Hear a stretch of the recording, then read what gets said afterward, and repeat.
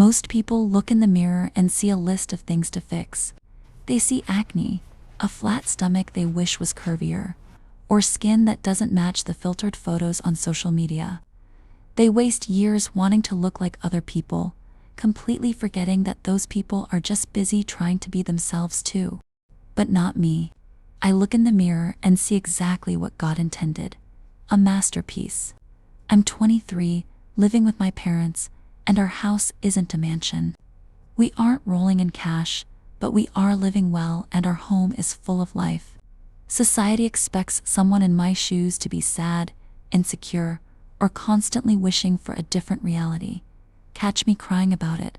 Ha ha ha, never. Loving yourself doesn't mean you stop growing or striving for better things. It just means you refuse to hate yourself while you get there. My bum is as flat as a ruler shape. My tiny hips, my skin, and every single flaw are just the brushstrokes of my own unique design. You can try to judge me by your standards, but I am simply too beautiful to fit into your tiny boxes. So to all my besties out there, look at yourself today, blow a kiss to your reflection, and remember that you are irreplaceable. Be comfortable, be lovely, and own your story, moi. Let's be real, besties. I didn't just wake up one day loving myself. This unshakable confidence was paid for with tears. Back in school and all over social media, the bullies came for me. They called my ass a flat tire. They picked apart my skin, my hips, and my life. And the worst part, I let them get into my head. I cried, I wailed, and I fell into the ultimate trap. I became a people pleaser. I ignored my own soul just to try and fit into a mold that wasn't built for me. I postponed my happiness, waiting for a day when I would finally be perfect. But I was chasing someone else's blueprint. Then came the turning point. I was sitting in our compound one afternoon, feeling completely defeated. My eyes fell on two trees, a mango tree and a lemon tree. Both are incredibly important, but they grow completely differently. A mango is sweet and heavy. A lemon is sharp and bright. I stared at them and thought, if a lemon tried to grow like a mango, would it ever succeed? No, it would just be a broken, useless tree. That's when it hit me like a lightning bolt. Why on earth am I trying to make Riri a mango when she is meant to be a vibrant, zestful lemon? I went inside, looked at myself in the mirror, and cried hard. But this time, I wasn't crying because of the bullies. I was crying because of how deeply I had hated myself when all I ever needed to do was just let Riri be Riri. When you constantly compare yourself to others, you completely ignore the masterpiece right in front of you. Unlearning years of self-hate isn't rocket science, but it also doesn't happen all at once. I tried to change my entire life in 24 hours, and Shakarai failed miserably. Ha ha ha. So, I scaled it back. I decided to start small. I looked at my bedroom. I had been neglecting it for months because I was busy, bitter dreaming about some luxury bedroom I couldn't afford. I grabbed a trash bag, put on some music, and cleaned my room. I organized my space. By transforming my immediate surroundings, I was finally claiming my own worth, right where I was. I looked around my messy room and told myself, if this is what I have for now, I am going to appreciate it and take care of it. Besties, let me tell you, it was hard. It wasn't an instant miracle. But every single day, I forced myself to organize my space. I put things exactly where they belonged.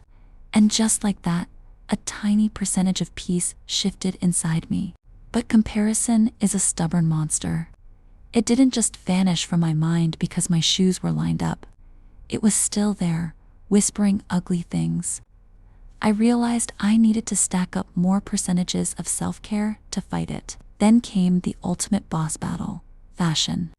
I used to force myself into outfits that just didn't love me back.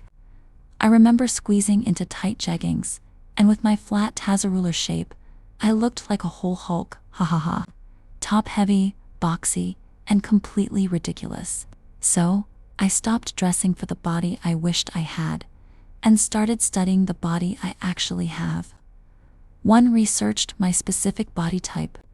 I learned about silhouettes, fabrics, and most importantly, angles. I stopped wearing things that flattened me out and started wearing clothes that made my tiny hips and small frame look chic, elegant, and intentional. I looked in the mirror, adjusted my outfit, and struck a pose. Another percentage added. I wasn't perfect yet, but I was building a masterpiece, one small habit at a time. The real confirmation came from my mom. One day she walked into my room, looked around at the neatness, looked at me and said, "Riri, do you need something? Ha ha ha, what happened here?" But I wasn't done collecting my percentages. Next up was my hair. It was a complete, messy disaster. I didn't have the money to go to expensive salons every month, buy luxury synthetic extensions, or get fancy braids like the other girls. So I thought, what can I actually do right now? I bought a simple bottle of shampoo. That's it, just to keep it clean and fresh. Then I invested in a $1 lip gloss. Ha ha ha, $1 besties. I started a simple routine, washing my face properly, applying my basic skin cream, brushing my eyebrows, and shaping them neatly. And oh my goodness, Riri began to glow. I looked in the mirror, lips glossy, eyebrows on point, clean hair, and I was absolutely gorgeous. It wasn't because of expensive products. It was because every single percentage I added was me pouring love directly back into my own cup. The more I cared for myself, the more the universe had to recognize my shine. Besties, let me tell you about a little secret rule of life. When you start feeling good about yourself, the universe has no choice but to love you right back. Before my globe, my grades at school were honestly not good. I was so completely distracted by comparing myself to others that I couldn't focus. But once I got my percentages up, I decided to make a small change. I didn't try to study for 10 hours straight.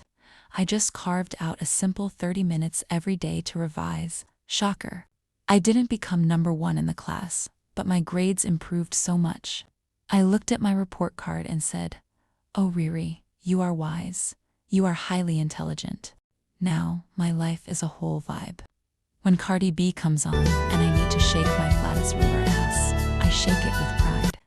I look at myself and say, "Oh wow, Riri, you are wonderfully and beautifully created." I even started doing a quick 8-minute workout at home. Not because I hate my body and want to change it, but because I love it and want to appreciate it. This is me now, the beautiful, unique species God created. And bestie, if you are reading this, you are a masterpiece too. You don't need another person's body.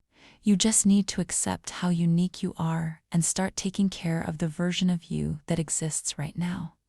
I am still learning every single day. And as we talk, I am a graduate this year, a data analyst. I am happy, I am glowing, and yes, I still live happily with my parents.